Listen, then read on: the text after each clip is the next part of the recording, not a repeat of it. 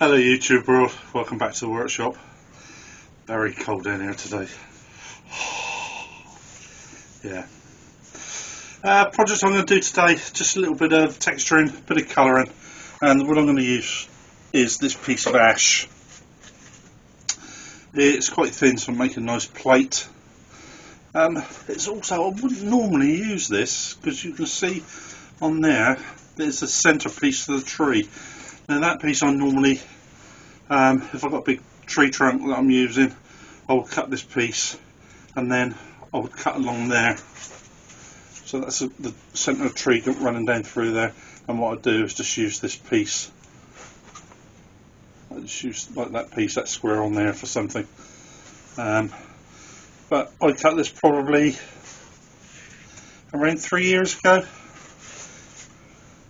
and it's not split. And normally, if it's going to split, it normally splits up through the pith of the tree, and that's not. There's a little bit of a crack run through there and through there. Don't go very far through, and that'll turn away. And I've also got a bit of a false chainsaw cut on there that needs to be turned away. So this will be the bottom of the bowl. So first thing I need to do is get this over onto the bandsaw and get the corners cut off. So this is a bit wedge shaped at the moment. I've got probably about 20 mil to take off one side. So I'll sharpen all the chisels up.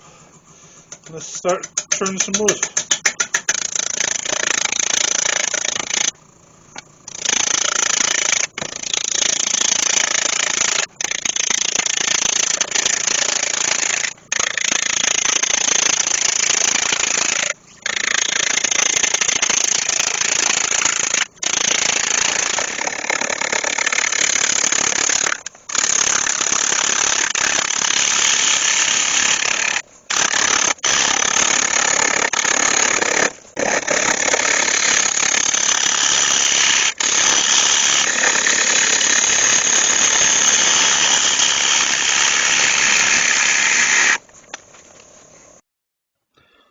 I continue to work my way down through, just tidying everything up, trying to get a nice bowl shape on the bottom.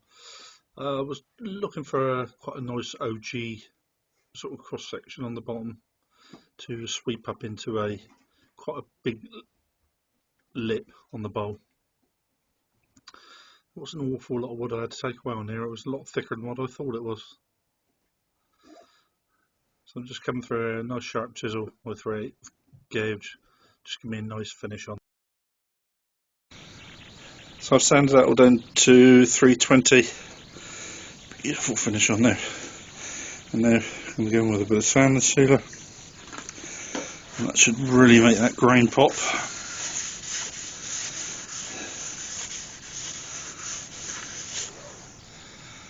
And that certainly does. That never fails to deliver.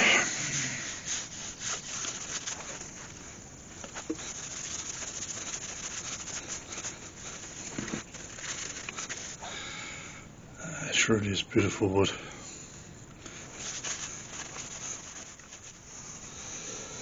So that's the sand sealer. Now we'll give it a quick coat of wax. Wax is hard. It's so cold down here.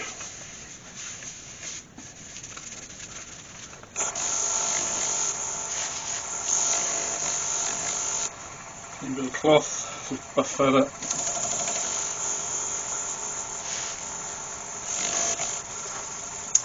I've mentioned that before, but I said you can tell when you get a really good shine on a piece of wood when it starts reflecting back colour. And I can see the colour of that tissue and the colour of my finger reflected in there. Beautiful finish.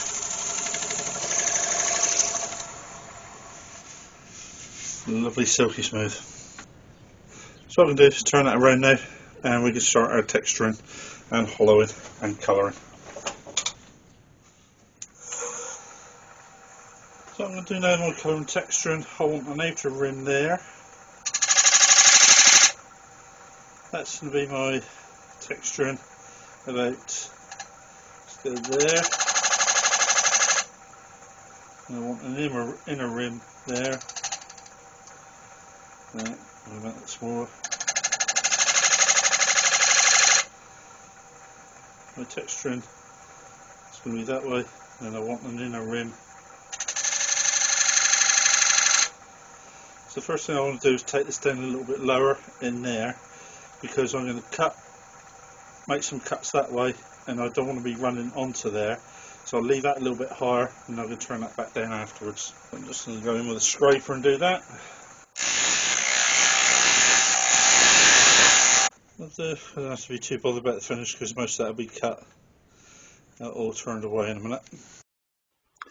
So I'm just starting off here with my airbrush. I'm just going in with black.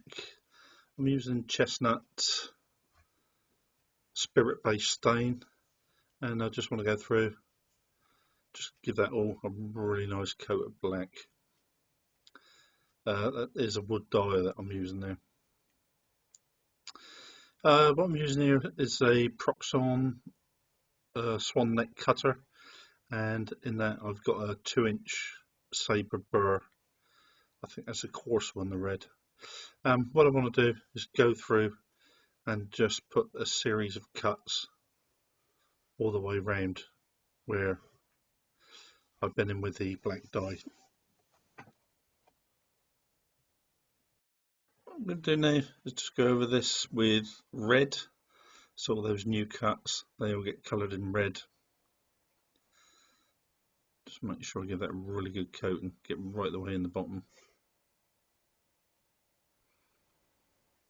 And then I'm going to go back in with a Proxon again, put another series of cuts all the way around. Just completely random cuts these are.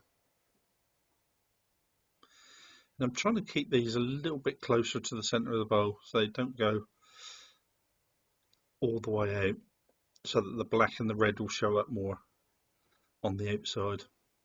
So completely random, just put it in. And next I'm going to go over and I'm going to spray this with the yellow. As you can see, I was holding out, that's a Chestnut spirit based stain. That's 3 colours that always go together well, black, red and yellow. Whenever you do anything like this, you should always try to work out the darkest colour first should go on first, then the lighter colour should go on at the end. I would finish that, ideally in my head that was finished, but I was whether to put another colour on there, and I've decided to go with a dark blue towards the outside of this. So I'm going to go back through, put another cuts all the way around, and then go on with the blue. So we have pretty much the same as before, just working my way around the bowl again with the Proxon. Keeping these cuts to the very outside of the bowl, and just going back over it with the blue. And then we can just come in with the airbrush with the dark blue, I think midnight blue I think it's called. And just go around the outside. Just quickly spray them in. So what I'll do now is that outside rim, I'm just going to take that back down to the level, keep it to the same level as the rest. And then just go over that. Oh, I do need to sand it down first, because I will be spraying that straight onto the wood. And I think I've got an orange I'm going to put around the outside of there. So I've got that all nicely sanded down now, and what I'm going to do is go through, I've just got my middle piece that I want the texture and spray, and while I've still got that dark blue or the midnight blue, well, I've still got it in the air gun, I'll get on and spray that round.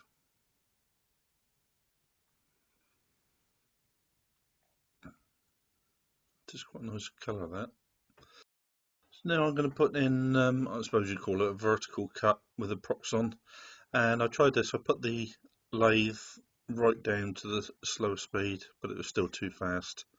So as you can see in the picture, I've actually turned it down and was doing it by hand.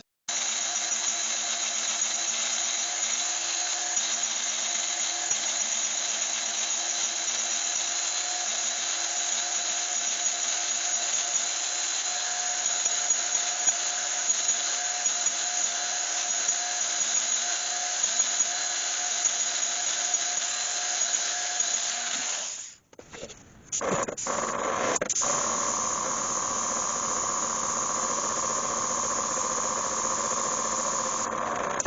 also want to do this outside edge, and I've got the orange in there. I'm just going to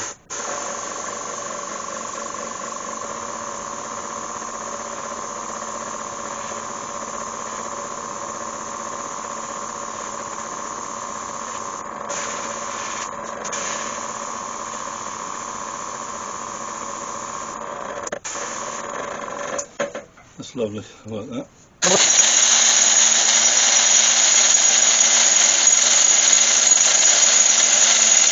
Here we go, YouTubers. I didn't realise the battery would run out. So that last piece I just went over with the yellow.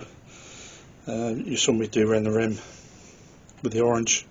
And what I'm going to do now is just mark that and hollow that for the bowl.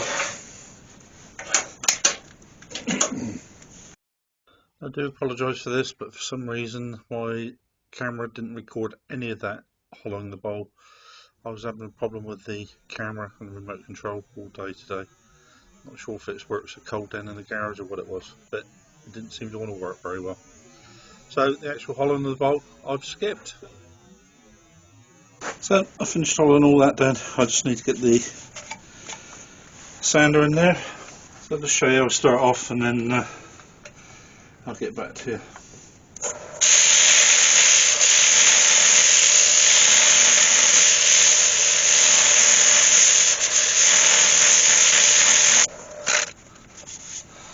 That's really nice. I'll get back to you when I'm finished.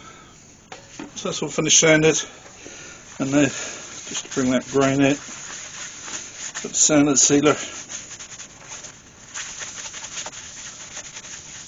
That does look beautiful.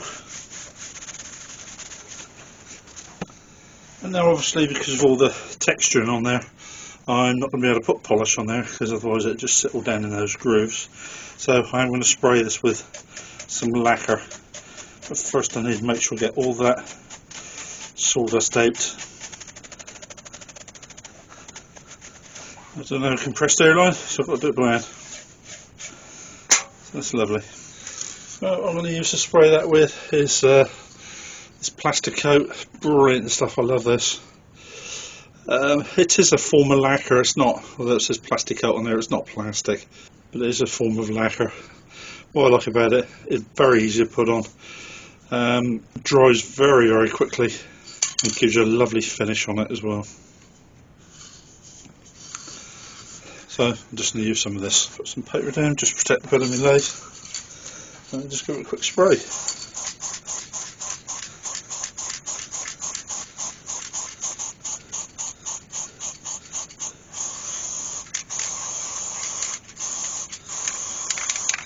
What I like to do when I'm spraying, especially with all these sort of cuts on there, because the cuts would have, they'd be V-shaped, you'd have two sides on.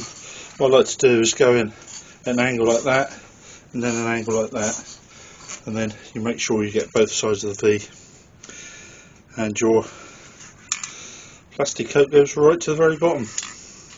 So we'll just leave that now, let that dry. We'll come back to that in about 20 minutes. Well, there we go, YouTubers, all done. Beautiful finish on there.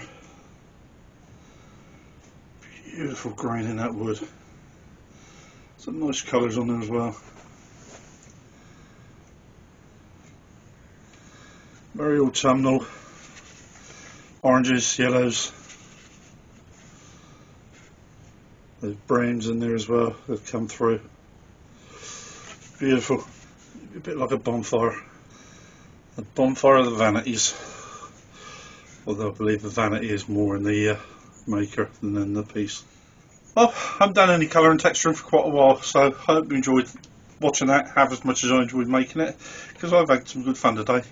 Despite how cold it's been down here, I can't wait to get back up indoors, get up there for a warm. It is very cold down here today. So thank you all very much for watching. Hopefully I'll see you all again next week. You take care of yourself. Bye bye.